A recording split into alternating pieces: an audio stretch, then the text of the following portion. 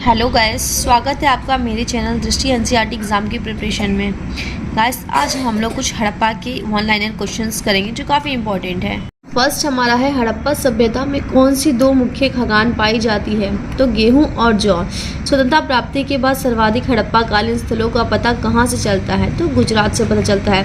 हड़प्पा कालीन शहरों एवं नगरों को किस प्रकार बांटा गया था? तो आयताकार खंडों में बांटा गया था। मानव सभ्यता को सैंधव काल से किन दो प्रमुख चीज़ों की प्राप्ति हुई? तो गेहूं और कपास की प्राप्ति हुई थी। सिंधु सभ्यता का समूचा किस आकार का है? त्रिभुज के आकार का। हड़प्पा सभ्यता का पूरा क्षेत्रफल कितना है? तो 12,99,600। अब तक हड़प्पा संस्कृति के लगभग कितने स्थलों का पता लग चुका है? तो 100 स्थलों का। हड़प्पा संस्कृति की मुख्य विशेषता क्या थी? नगर योजना प्रणाली। मोहनजोदड़ो का सबसे महत्वपूर्ण सार्वजनिक स्थल है विशाल स्नानागार। मोहनजोदड़ो की सबसे बड़ी इमारत कौन सी है? तो अन्नागार। हड़प्पाई लोग किससे बने हल का प्रयोग करते थे? तो लकड़ी से। लकड़ी के बने हल का प्रयोग करते। सबसे पहले कपास पैदा करने का श्रेय किन लोगों को जाता है? तो सिंधु निवासियों को जाता है। कपास को यूनान के लोग किस नाम से पुकारते थे? तो सिंडन से पुकारते थे। बने हुए सूती कपड़े का एक टुकड़ा कहाँ से मिला है? तो मोहनजोदड़ो से। मेसोपोटामियाई अभिलेखों में सिंधु क्षेत्र का प्राचीन नाम क्या पाया जाता है? तो मेलुहा। हड़प्पा संस्कृति के लगभग सभी मकान किस आकार में पाए गए हैं? तो आयताकार। हड़प्पा नगर की संरचना कितने किलोमीटर के घेरे में फैली हुई है? तो 5 किलोमीटर के घेरे में। ऐसा कौन सा स्थल है जहाँ से उत्तर हड़प्पाई अवस्था में पकाई हुई ईंटों का प्रमाण मिले हैं? तो भगवानपुर। चावल के उत्पादन के साक्ष्य कहाँ से प्राप्त हुए हैं? चावल के उत्पादन के साक्ष्य रंगपुर एवं लोथल से प्राप्त हुए हैं। भारत में सबसे बड़ा हड़प्पा कालीन स्थल था धौलावीरा। भारत में सबसे बड़ा हड़प्पा कालीन स्थल था धौलावीरा, गुजरात।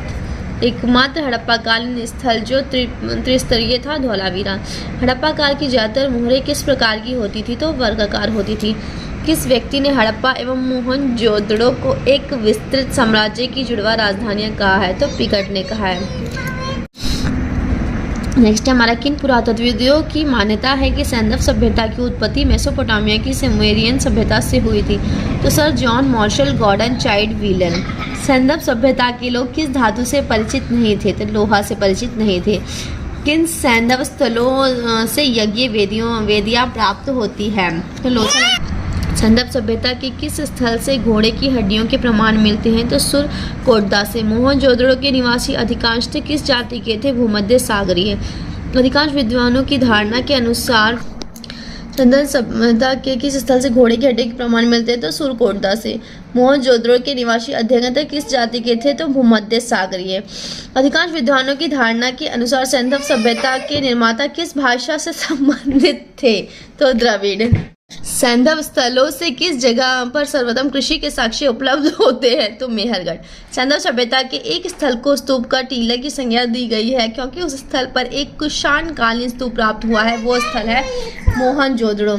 सैंधव संस्कृति के अंतर्गत प्राय सभी मकान पीछे की गली में से खुलते हैं, परंतु इसका एक अपवाद कौन सा स्थल है? तो लोथल। इस स्थल पर फर्श के निर्मित अलंकृत ईंटों का प्रयोग किया गया है। तो कालीबंगा। सैंधव सभ्यता का ऐसा कौन सा पुरातात्विक स्थल है जो पुरातत्वविदों के मतानुसार 7 बार उजड़ कर बसा था? तो मोहनजोदड़ो।